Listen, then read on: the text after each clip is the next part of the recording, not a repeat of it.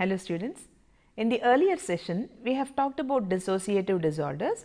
We had an introduction to what dissociative disorders are, and we have talked about depersonalization disorders, dissociative amnesia, dissociative fugue, and also dissociative trance disorder. Today, we are going to talk about dissociative identity disorder.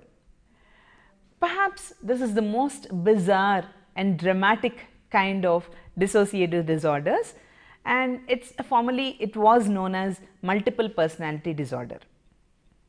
In this dramatic pattern, as I have said, the personality breaks up into two or more distinct identities or personality states, and each of these personality states is well integrated in itself and well developed in itself. And this takes turn in controlling, each of these personality patterns takes turn in controlling the patient's behavior. Amnesia is a part of the pattern where at least one of the different identities that we have been talking about is amnesic to the experiences of the other identities or all the other identities, one of the identities or all other identities according to Dorahi. Each identity may appear to have a different personal history. It may have a different self-image altogether, and it may have a different name also, though there are some identities which are only partially distinct and independent from the other identities. They are to a certain extent they are dependent on other identities. The first case of dissociative identity disorder to receive extensive professional attention was that of Miss Beauchamp, who may have had at least as many as 17 identities, and this was reported by Morton Prince, remember, 100 years back, more than 100 years back, that is in 1905. Ever since, this disorder has held a certain fascination immensely to the public, as shown by immense popularity of Thigpen and Checkley's The Three Faces of Eve, which was way back in 1957. Both a book and a movie have been there on this, and by the best Sybil by Schreiber, 1974. The story of Sybil was about a girl with 16 personality states.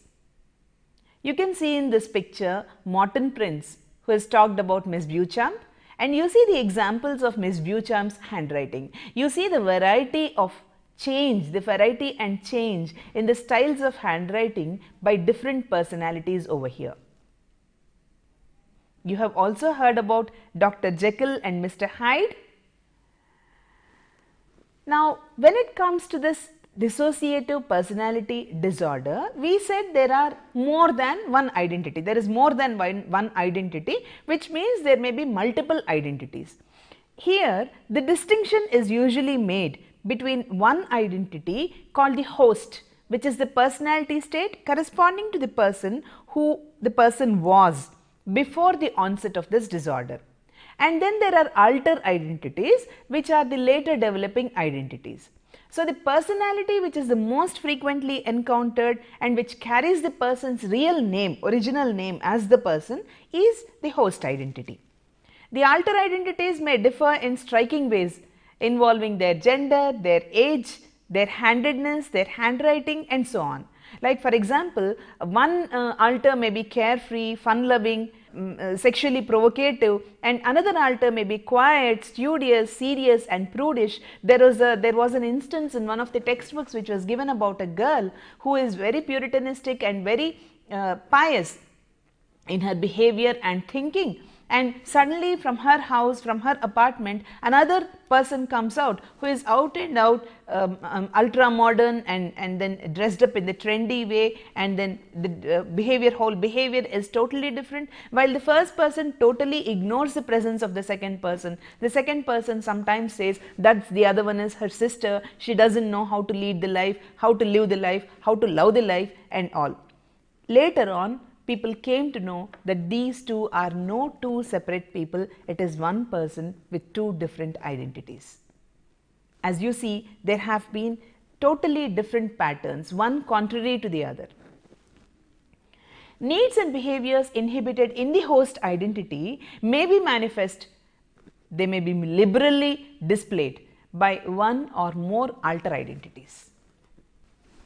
talking about this host and alter, there may be a lot of configurations when it comes to host and alter. There may be different configurations according to Putnam.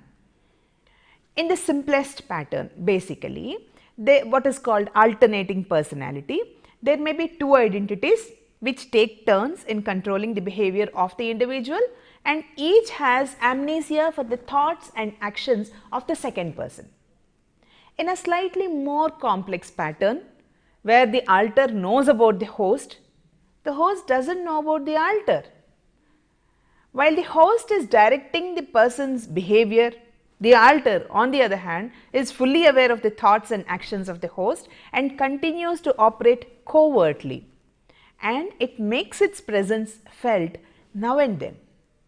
In such cases, the alter is said to be co-conscious with the host identity.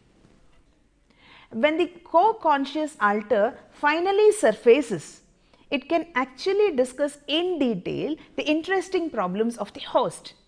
Meanwhile, the host gradually becomes aware of the existence of the alter, and this is done usually by encountering the evidence of the presence of the alter, that is through the activities that the alter does. In one case, which is cited by Osgood and others, the host Gina first learned about the existence of her alter, who was called Mary Sunshine.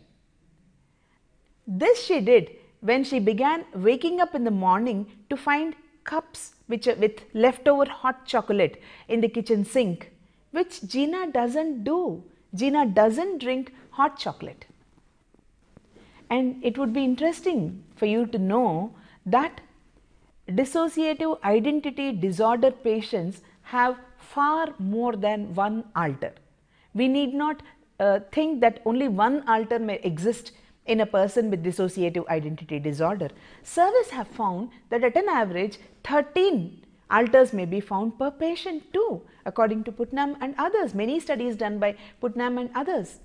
And the host and alters often have complex patterns of co-consciousness. I have already explained to you what co-consciousness means, the alter being aware of what is going on in the host and working, at a covert level.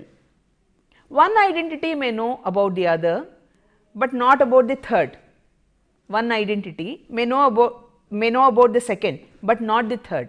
On the other hand, that third identity may be in league with a fourth and a fifth also, but not with the sixth or seventh, and so on. Isn't it very complex? But then this exists.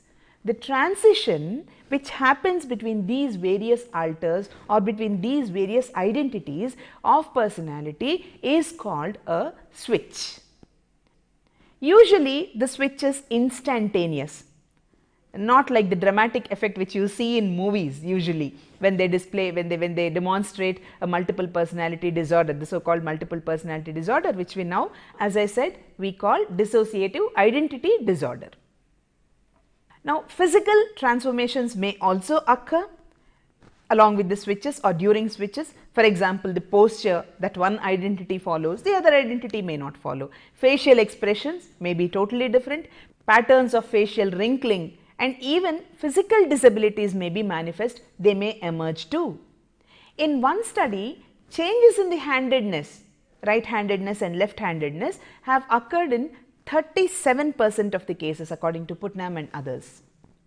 In addition to these, there are other symptoms which may be present like depression, self-mutilation and frequent suicidal ideation and attempts as well. People with DID often show DID, dissociative identity disorder, often show moodiness, erratic behavior, headaches, hallucinations, substance abuse, post-traumatic symptoms and other amnesic and fugue symptoms as well, according to APA 2000 and Maldonado and others in 2002.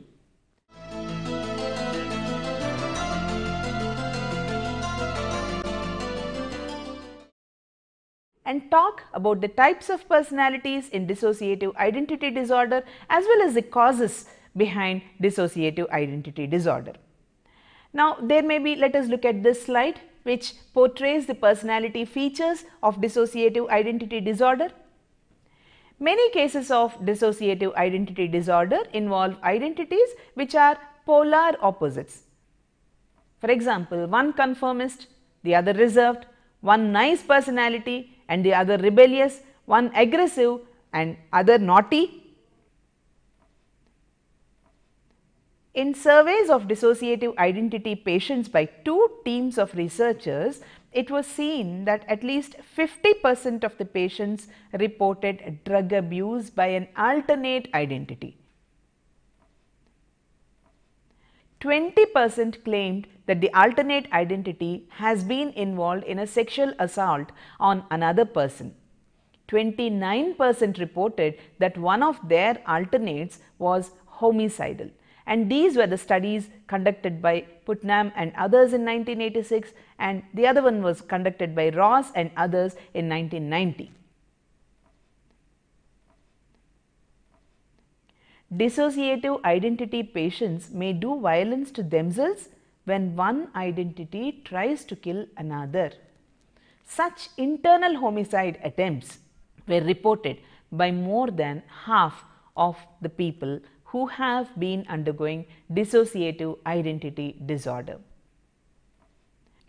The disorder usually starts in childhood, although most patients are in their 20s or 30s when they report for the diagnosis, according to Ross. Approximately 3 to 9 times more females than males are diagnosed as having this disorder, and females tend to have a larger number of alters than do males, according to APA. According to Putnam's survey, there are certain causes. Let us see in this slide. The survey says that 97% patients reported some significant trauma in childhood. The most common was sexual abuse, reported by 83% of the patients. In 68% of the patients, this sexual abuse involved incest. 3/4 of the patients also claimed to have suffered repeated physical abuse in childhood, and almost half reported having witnessed a violent death, usually of a parent or a sibling, during their early years. The nearly unanimous testimonies of abuse suggest that dissociative identity disorder may be a stratagem that terrified children use to distance themselves from the realities of their lives, according to Atchison and McFarlane. Now, having said so much about this dramatic and different kind of disorder which attracts the interest of the common people as well as the researchers, let us also look at the other side of the coin. How many of these disorders are accepted as true? There is a criticism which rejects many of the cases which are reported as dissociative identity disorder as false cases. Increasingly over years, even firm defenders of dissociative identity disorder diagnosis have become more and more concerned about these false cases. For example, Ross in 1997 estimates that a quarter of the dissociative identity disorder cases in the unit that he directs are either faked or iatrogenic. Iatrogenic is a word which needs a little bit of explanation. Iatrogenic means induced by therapy. Can therapy induce disorder? Well, the central feature of dissociative identity disorder, that is the presentation of multiple identities, was not observable prior to the treatment. And if it becomes visible after the treatment, then that is the major reason why some critics have argued that dissociative identity disorder is at least in part induced by therapy, as Spanos says and Lilienfeld and others say. According to a model called auto-hypnotic model, people who are suggestible may be able to use dissociation as a defense against their extreme trauma. According to a model called auto-hypnotic model, people who are suggestible may use dissociation as a defense against extreme trauma, according to Putnam.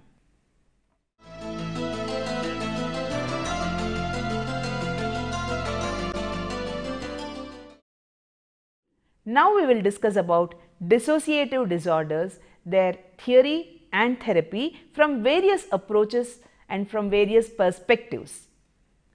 Let us first start off with Freud and the psychodynamic perspective. Psychodynamic perspective views dissociative disorders as a defense against anxiety. Dissociation, is it used as a defense? Well, Freud believed that when many basic human wishes are in direct conflict with either reality or superego, the result of this conflict is painful anxiety. To protect the mind against this painful anxiety, the ego then represses the wish and mounts defenses against it. I hope the students know pretty well by now what repression means. An unconscious pushing down of those which are undesirable and unwelcome for an individual. So, according to psychodynamic theory, the dissociative disorders are simply extreme and maladaptive defenses. Let us look at this slide which explains dissociation as defense according to psychodynamic interpretation. Dissociative amnesia, for example, is regarded by Freudian therapists as simple case of repression. We have talked about repression already. Fugue and dissociative identity disorder, on the other hand, are more complicated in that the person also acts out the repressed wish directly or symbolically. Thus, that is how the fugue patient goes off and has his adventures. The person with dissociative identity disorder becomes a different or forbidden self, while the ego maintains amnesia for the episode, thus protecting the mind against the strictures of the superego. Psychodynamic school has its own methods of treating this dissociation, be it in the form of a fugue or amnesia or dissociative identity disorder or whatsoever. Now, let us look at this slide which talks about psychodynamic therapy, which is the most common treatment usually for the dissociative disorders. When trauma is involved or thought to be involved, the treatment proceeds in 3 stages. Stage 1 involves settling the patient down, basically establishing an atmosphere of trust and helping the patient to gain some mastery over the dissociative symptoms. Stage 2 is where the traumatic memory is recovered and grieved over, and stage 3 is devoted to the reintegration of the traumatic memory so that the patient no longer has to use dissociation to wall it off, according to Herman and Kluft. In amnesia, fugue and dissociative identity disorder, the traditional method of bringing forth the lost material has been hypnosis. Barbiturates and benzodiazepines may also achieve the same effect. A disadvantage then of hypnosis is that in some cases it seems to bring on or exacerbate dissociative symptoms, according to some studies.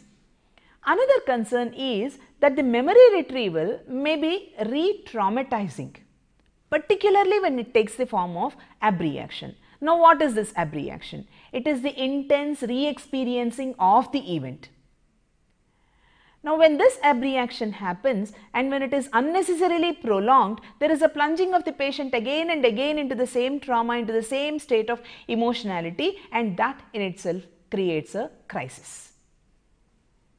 Kluft has proposed a technique hence called fractionated abreaction. I have already discussed with you what abreaction means.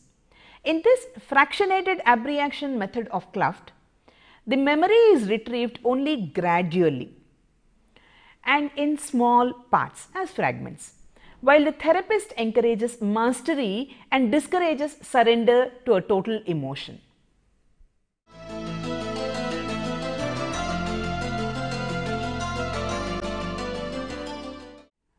Which deals with the behavioral perspective where dissociation is a social rule. According to behaviorists, dissociation is learnt.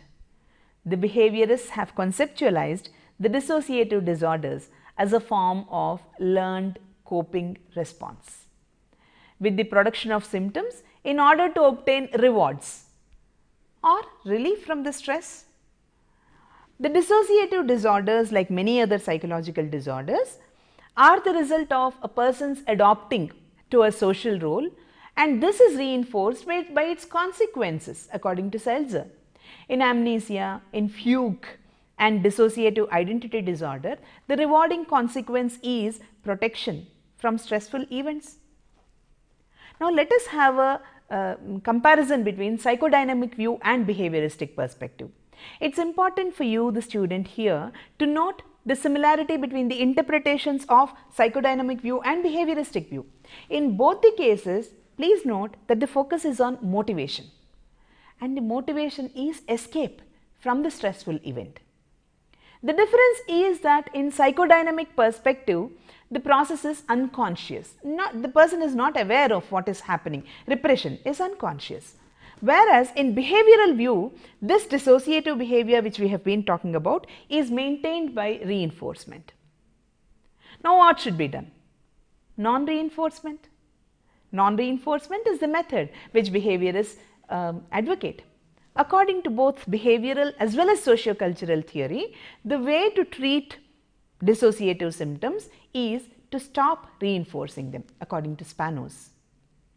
The cognitive perspective looks at a dissociation as a memory dysfunction. Let us look at this slide which talks about the cognitive perspective towards dissociation. Cognitive theorists view the dissociative syndromes as fundamentally disorders of memory, according to Dorahi. In each case, what has been dissociated is all or part of the patient's autobiography. The patient's skills, which is the procedural memory, and general knowledge, which, as we have discussed earlier also in the earlier segments also, the semantic memory. While skills relate to the procedural memory of the patient, general knowledge relates to the semantic memory of the patient. These are usually intact. What is partially impaired is the patient's episodic memory or record of personal experience. Patients may still show evidences that they do have implicit memories of the past. What they do not have is explicit memory for the dissociated material, that is, the ability to retrieve it into the conscious awareness or consciousness. So, can there be a way of improving this memory retrieval? Well, to date, hardly any work has been done on cognitive therapy.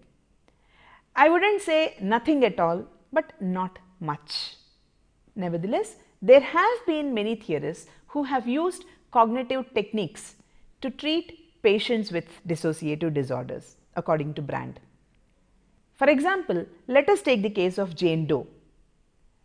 Jane Doe has forgotten all her past and her personal details were not remembered at all. Then what the therapist did was, the therapist appealed to her implicit memory by asking her to punch the telephone numbers at random. And this method worked. When the numbers were punched at random, there was a number which went to her home where her family members had responded.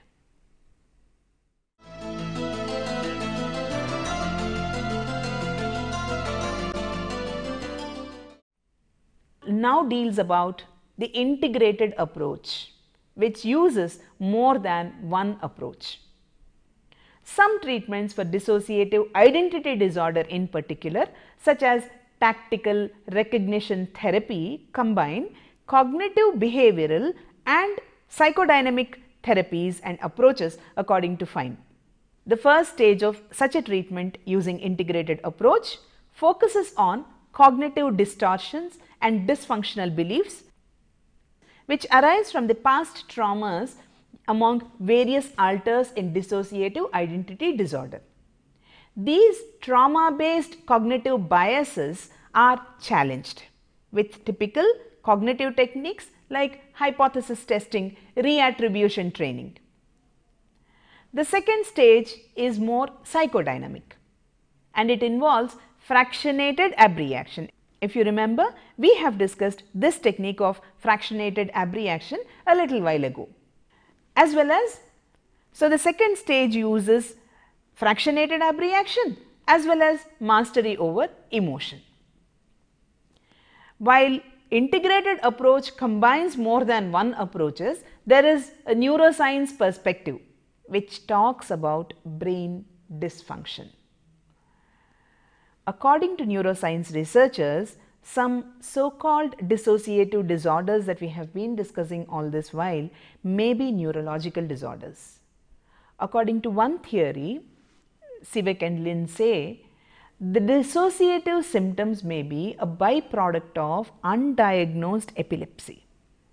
This theory may apply to certain dissociative conditions, but it is unlikely to explain dissociative identity disorder, in which the symptoms are far more elaborate than the dissociative experiences reported by epileptic patients. On the other hand, there is another hypothesis. Let us look at this slide to see what this second hypothesis has to say. A second hypothesis has to do with hippocampus, which is a part of the limbic system. When a memory needs to be retrieved, it is apparently this hippocampus that brings the memory elements back together and integrates them. But stress can derail this process. In autopsies of monkeys and in MRI scans of human beings, it's been shown that stress can lead to structural changes in the hippocampus, including the atrophy of cells. Stress can also trigger the release of neurotransmitters that are highly concentrated in the hippocampus, a process that is thought to interfere with the encoding and retrieval of memories. In depersonalization disorder, it was felt that there may be some abnormality in serotonin functioning. Now, what is the treatment which can be given if such is the case? While we have discussed about various therapeutic patterns at a psychological level, what about a biological treatment? What about a drug treatment? Now, not much once again is done in the way of biological treatment that has been developed for dissociative disorders. Certain barbiturates are said to be used as alternatives to hypnosis to aid in the recovery of memories, although the reliability of such memories is no better than with hypnosis. As researchers gain more and more knowledge about stress-induced changes in memory function, it is hoped that they will be able to develop medications for dissociative disorders, and side by side there are psychological techniques which would be helpful.